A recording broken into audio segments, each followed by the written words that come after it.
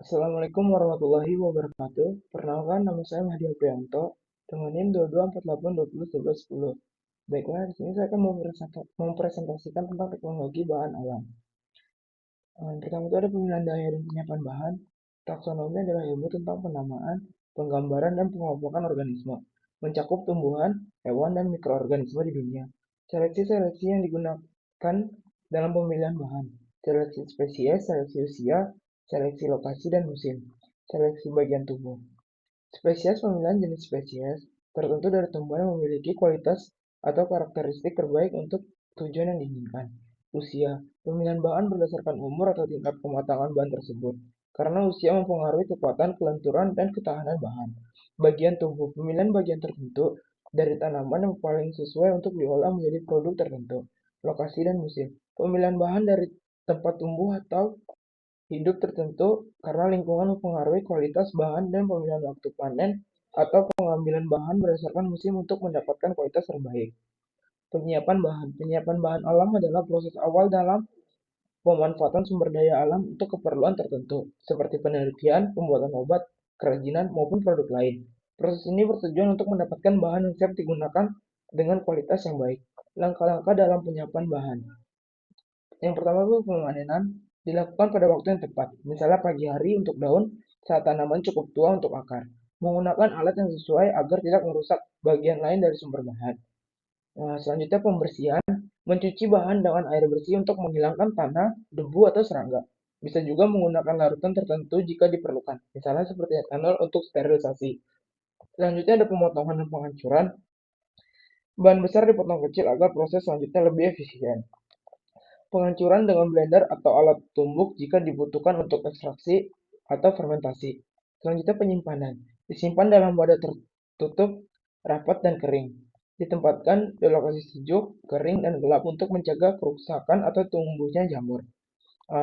Selanjutnya ada ekstraksi bahan alam. Ekstraksi bahan alam adalah proses pemisahan senyawa aktif atau komponen bioaktif dari bahan alam, biasanya tumbuhan, hewan, atau mikroorganisme, menggunakan pelarut tertentu.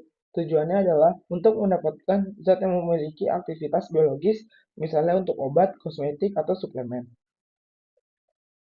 Metode-metode dalam ekstraksi. Yang pertama adalah macerasi, perendaman bahan dengan pelarut pada suhu ruang untuk waktu tertentu. The Soxhletasi, ekstraksi menggunakan alat soklet dengan pelarut yang terus-menerus diuapkan dan dikondensasikan. Perkolasi, pelarut dialirkan secara perlahan melalui bahan alam yang dicetakkan dalam tabung. Reflux, pemanasan campuran bahan dan pelarut dalam sistem tertutup agar pelarut tetap berada dalam sistem. Ultrasound Assisted Extraction, menggunakan gelombang ultrasonik untuk mempercepat ekstraksi. Ekstraksi dengan microwave, menggunakan gelombang mikro untuk memanaskan pelarut dan bahan alam secara cepat dan merata, sehingga mempercepat pelepasan senyawa aktif dari matriksnya. Ekstraksi dengan tekanan tinggi, menggunakan pelarut dalam kondisi superkritis atau tekanan dan suhu di atas titik kritis, yang memiliki sifat antara gas dan cairan, memiliki difusivitas tinggi dan viskositas rendah, sehingga mampu mengekstrak senyawa aktif dengan efisien. Pemilihan metode ekstraksi bahan alam sangat bergantung pada berbagai faktor yang mempengaruhi efisiensi, keamanan, dan hasil ekstraksi. Jadi ada beberapa faktor-faktor utama dalam pemilihan metode.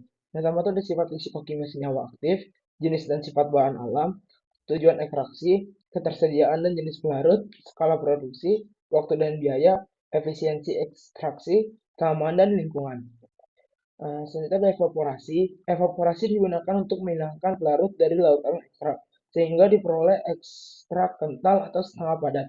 Contohnya setelah macerasi dengan etanol, cairan hasil ekstrak diuapkan untuk menghilangkan etanol dan menyisakan senyawa aktifnya.